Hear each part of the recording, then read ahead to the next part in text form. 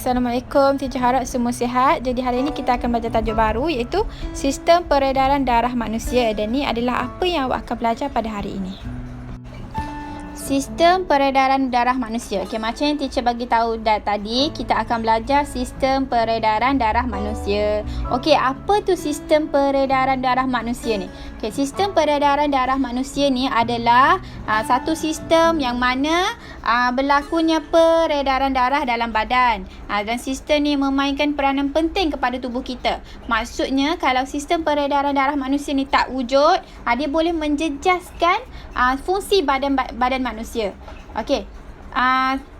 Apakah organ yang terlibat dengan sistem peredaran darah manusia ni? Jadi kita akan tengok ada 4 organ utama.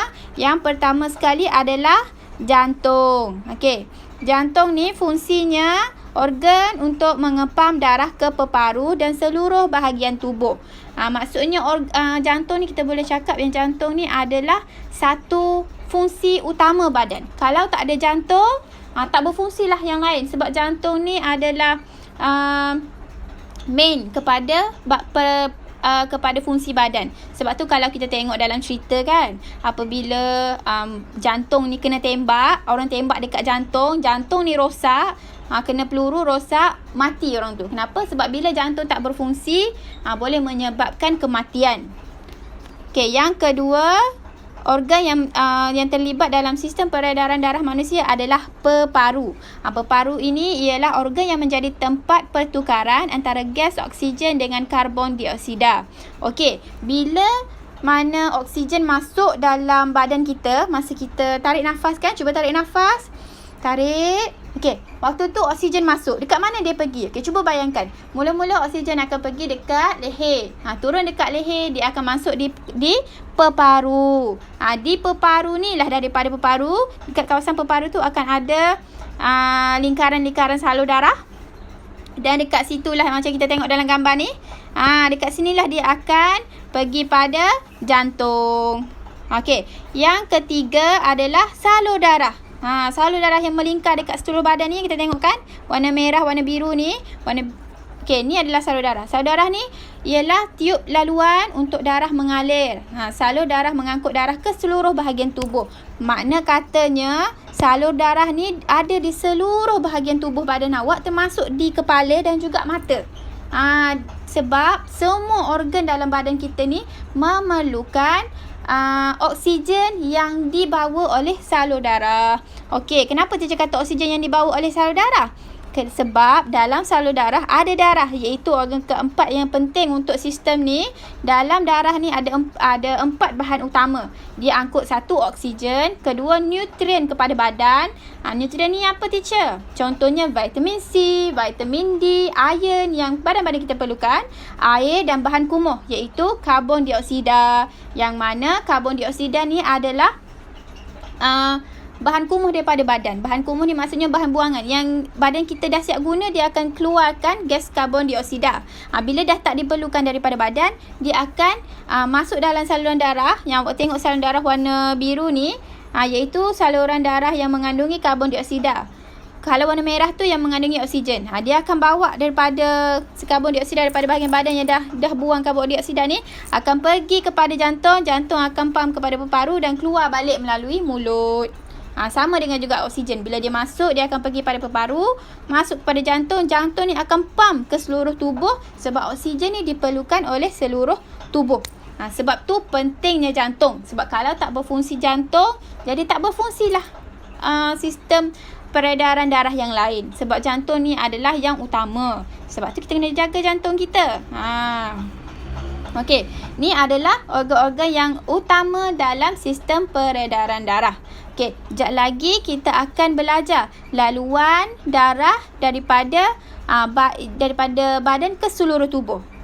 Okey, kita akan masuk kepada tajuk Alhamdulillah, kita dah pun belajar perkara utama dalam sistem peredaran darah manusia. Jadi sekarang macam teacher janjikan tadi, kita nak tengok laluan peredaran darah manusia. Dari mana darah ni masuk dan mana dia pergi. Okey, kita boleh tengok gambar rajah yang ditunjukkan dalam buku teks ni. Ini merupakan laluan darah daripada peparu turun ke jantung, dari jantung pergi ke seluruh tubuh manusia, dan dari seluruh tubuh manusia darah ni akan balik kepada jantung, kemudian pergi kepada peparu, dan dari peparu ni bahan-bahan yang tak diperlukan akan dibuang melalui pernafasan. Okey, pertama sekali teacher nak kita faham. Okey, darah yang warna merah ni adalah darah yang lebih oksigen, dan salur darah yang berwarna biru darah lebih karbon dioksida. Macam yang teacher cakap tadi, badan kita, darah dalam badan kita angkut 4 perkara kan. Yang pertama apa? Oksigen. Kedua, nutrien. Ketiga, air. Dan keempat, karbon dioksida. Okey. Yang pertama sekali, kita akan tengok apa yang berlaku sewaktu darah beredar dalam laluan peredaran darah manusia. Ada yang perlu awak tahu, sistem peredaran darah manusia ni berkait sangat rapat dengan sistem pernafasan. Yang mana kita bernafas, kita tarik nafas, tarik dan kita hembus. Dia berkait rapat. Dua ni dia seiring. Kalau tak bernafas, sistem peredaran darah tak boleh nak jalan. Kalau tak berlaku sistem peredaran darah pun tak boleh nak bernafas juga. Jadi dia berkait. Berkait antara satu sama lain.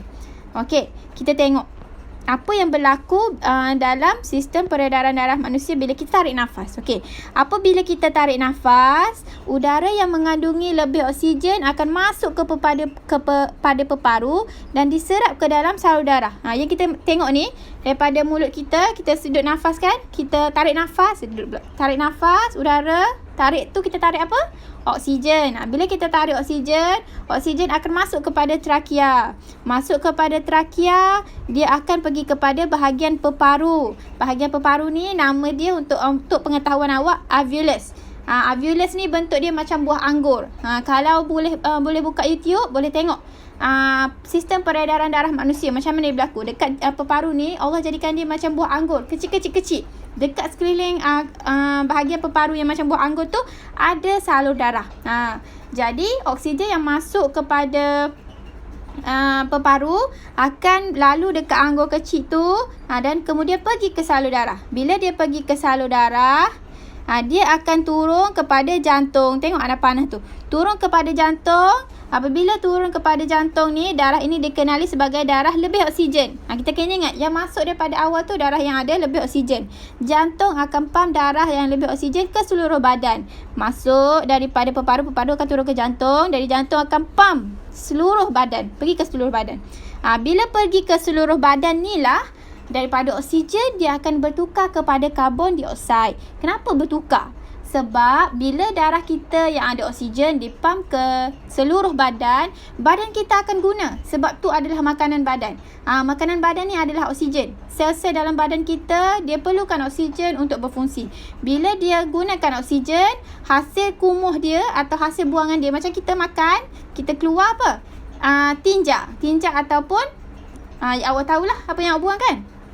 Keluar tinja. Sama juga. Badan ni masuk dia makan oksigen, yang keluar karbon dioksida. Apabila keluar karbon dioksida dari seluruh tubuh ni, dia akan mengalir daripada seluruh tubuh ni, akan balik kepada jantung balik. Setelah tubuh manusia menggunakan oksigen, karbon dioksida terhasil dan diserap ke darah.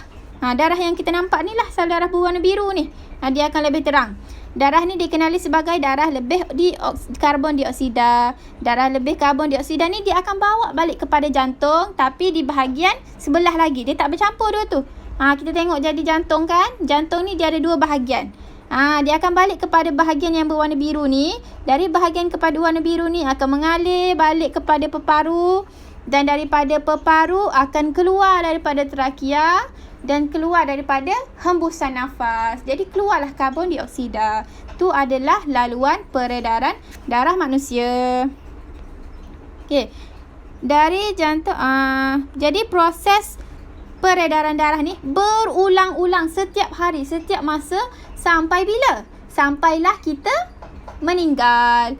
Bila mana je badan kita dah meninggal dunia, terus sistem ni pun akan berhenti. Sebabkan sistem ni berhentilah sebenarnya kita meninggal dunia. Macam teacher bagi tahu tadi kan, mungkin jantung rosak. Kalau peparu rosak macam okey. Satu teacher nak selitkan. Peparu ni adalah organ yang penting dalam sistem peredaran darah.